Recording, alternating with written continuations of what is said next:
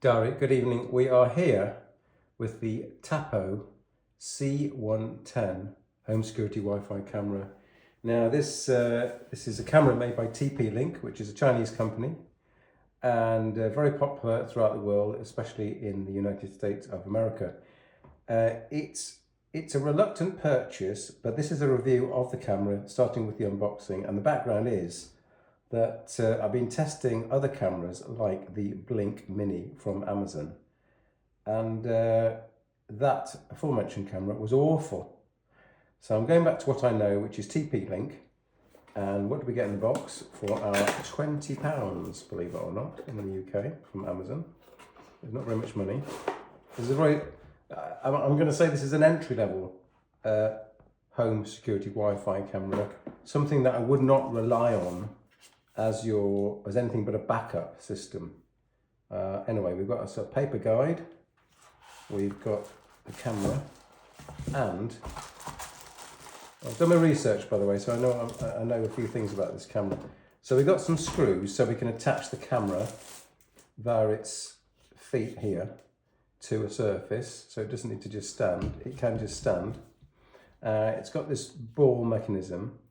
It feels like a cheap product, and that's because I've only paid 20 GBP for it. So it is a cheap product. Now you'll notice it doesn't have a USB-C interface, as opposed to what I thought was a much better product, the Blink Mini 2 camera, which suffered from the fact that it had a lot of features but it didn't actually work properly. So anyway, that's the unboxing. We're going to get along with actually testing it out. We're going to insert an SD card. This is the C110, as in C110, not to be confused with the C100, which it replaces. This is a sort of a 3 megapixel camera, which has got a 2304 by 1296 resolution, and the outgoing C100 has only got 1920 by 1080. So this is a higher resolution camera than the C100. So if you've got the choice, buy the C110. They're both, well, this is a 2.4 gigahertz only Wi-Fi camera. There's no Ethernet socket, and it does have a speaker on the back, and it does have an SD card for local storage. So we're going to give it some tests and see if it actually works.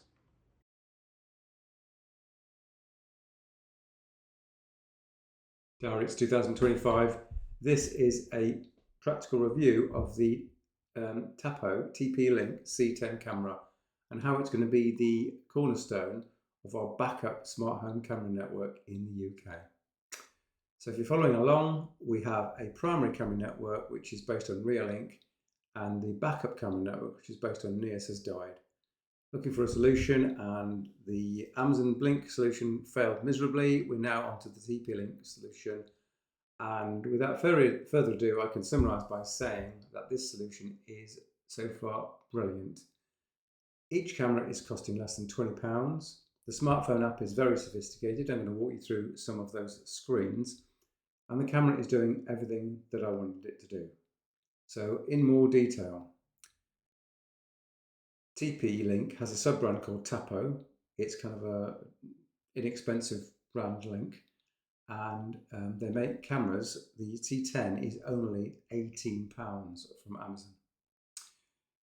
They do a C200 series of cameras, but they are more expensive, typically with motors to move the camera lens around, and perhaps some optical or digital zoom. The C110 doesn't have any of that, but again, it is at a price point. And to remind you all, this is going to be the backup camera network. If you're spending £18 per camera on a smartphone camera system, this better not be your primary system, because that's really insultingly too small a value to spend. Okay, so setup of the camera. You power on the camera, it projects the Wi-Fi network, you connect to that network, and you put into the smartphone app the actual smartphone home network and its password. The next thing is they want you to sign up with a cloud storage. And one of the reasons why all of these camera brands are so cheap is that they make their money on cloud storage.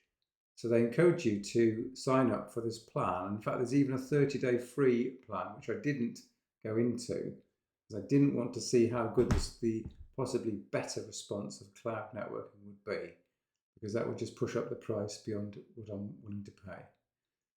So you can see this £80 for the 3 devices. We could have at least 6 devices, which is why I should be putting in an SD card in here and not using any kind of cloud storage.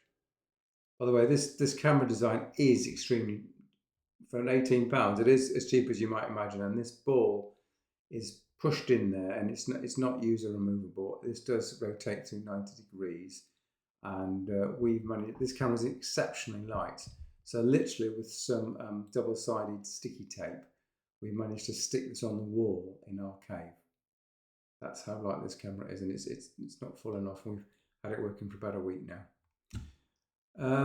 Back to the screen. So I'm going to go through the screenshots of the app just to show you or the magical number of facilities that are available, and there are a lot of facilities.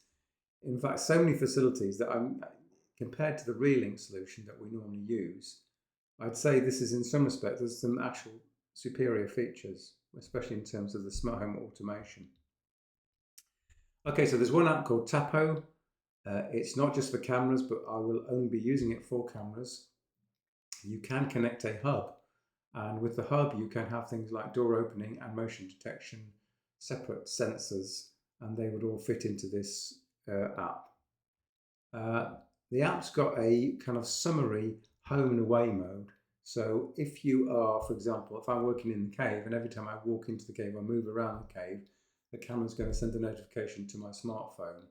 That's going to be extremely annoying. So you can just turn that off with your smartphone app and just say home mode. These are the 2 top levels of the screen for this camera. So you can select the alarm. There's an alarm on the camera, speaker on the camera, and it is what you'd think an £18 camera would sound like. Terribly tinny.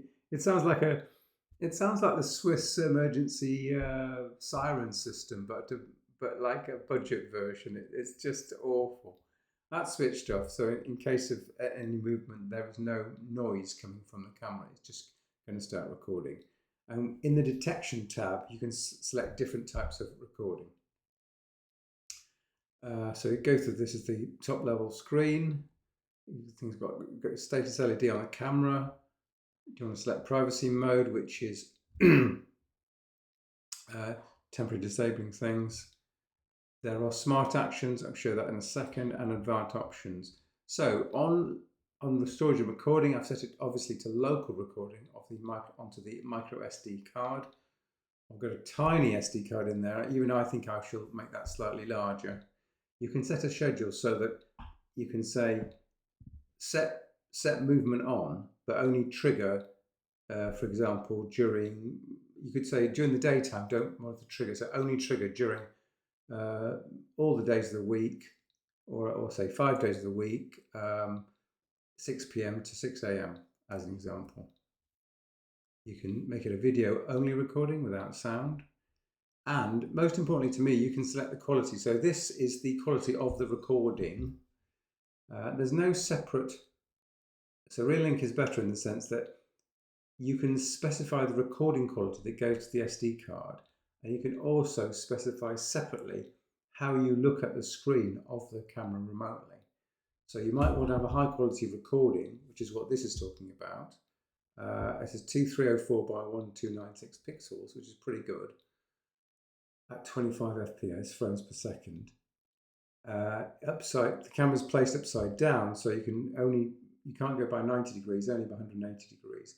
There's no separate setting to say when I look at the camera, because I've got a low-speed internet connection. I'm out in the wilds. Please reduce the speed of the internet connection to get to the remote camera. There's none of that. You can select something to be displayed on the screen of the camera and on the recording. So I like to have a timestamp. I'm delighted to see I can have year, month, day, hours, minutes, seconds. You also put a text onto the face of the recording. You can't specify where this text goes. Again, that's the limitation of this price point. You can say on the screen to have a live tag, so you can see that when you go to the camera that you're watching a live video stream. And you can also have a speed tag for when you play the recordings back. And you can go from something like, I don't know, you can go from 16 times recorded speed down to less than 1 time speed. I think that's better than the real link. A real link only goes down to, I think, one time speed. This can go down to like 1/32th or something like that. So it can really do super slow-mo recording.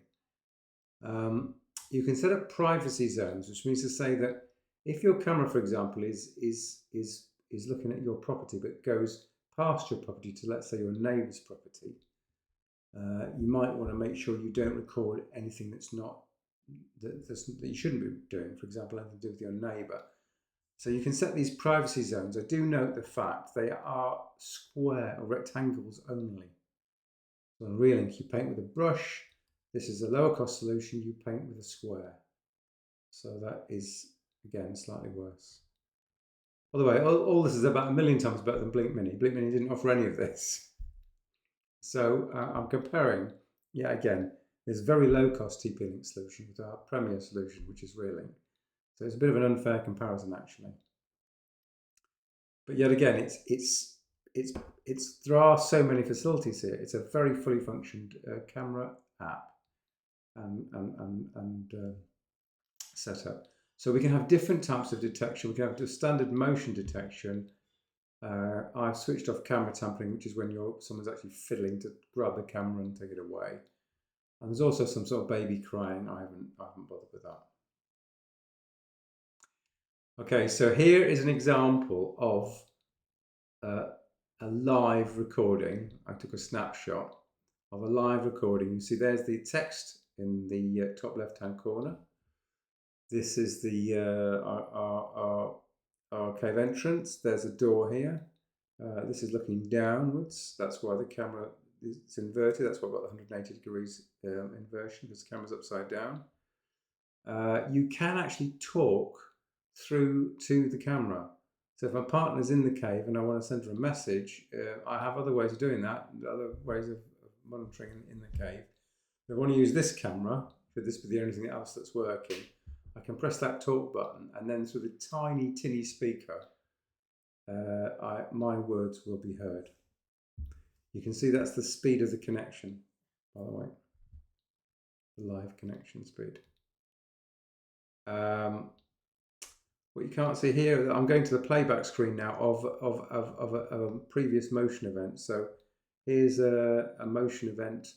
You see there's different times here, and there's a scroll time window. You can move left and right and scroll that, and that would select different videos. This is just showing that on the 2nd of January, the door is open. And you can see the pavement here, and that's the inside of the cave, and that's the ground. And it's 1 o'clock, so it's light. And what I haven't shown you, if you tap the screen here, you can actually change the playback speed to the aforementioned up to 16 times speed and down to less than 1 speed. You can also download any of the on any of the recordings that are currently on the local micro SD card. You can download them to your smartphone and then send them via WhatsApp, etc.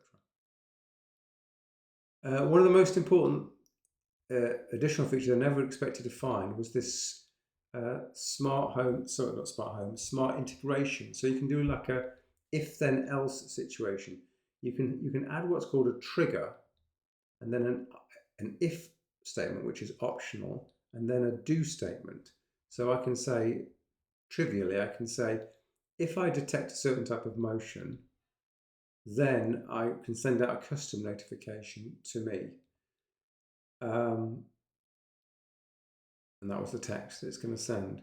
But there's all sorts of other things you can do. And this is actually a very powerful facility, which I thought might only be optionally available on, let's say, more expensive Tapo cameras. But it's available on this. So most impressed. And almost lastly, there's integrations with other smart home type services. I did notice that Apple is not here, and I installed the Apple Home app and still couldn't easily add, or couldn't add at all, the Tapo camera. It does appear that I can add the Tapo camera into these product lines. So, for example, if I could add it into Amazon Alexa, I might be able to say to the A lady, please show this camera name, which is Tapo Cave, on my device. I haven't bothered to do that yet, but I believe it will work. Again, notably absent is Apple. Apple supports the Matter protocol. But I did a lot of Googling around, and it isn't at all convincing that that's going to work. So since I don't see it here, and since Googling literally came up with only like less than 10 articles which had any amount of detail, and since the Tapo itself webpage was also sadly lacking, I suspect that Apple integration, as opposed to, let's say, Home Assistant Matter integration, which is working of a sort, is not actually quite there. Other techie notes, again, this is optional, which I did notice that you can have other sensors. So the Neos camera came with optional motion sensors and presence sensors, and these look extraordinarily like these two products here. If I would spend extra money and buy this hub, then I think I could integrate those. And this works on some 1 gigahertz. Some very nice person has written I copied the Amazon review of the hub, of this H100 hub. And they pointed out that it's a 868 megahertz connection. So I think for now, I'll just stick with the cameras. It looks like there might be some extra integration with their new Tapo hub that's coming out. But I shan't bother with that at the moment. I will just stick with the camera. And the camera, I've ordered a few more of these cameras. They've not yet arrived. I intend to put them in all the places that the old Neos cameras went. And I'm absolutely thrilled that at this very low price point, the Tapo C10 is now my base backup camera of choice. And the app is powerful, the price is low, the performance of the camera, its ability to record motion events and play them back is absolutely fine. So yeah, if you want to consider that camera for your backup smart home network, then go right ahead. Thanks for watching.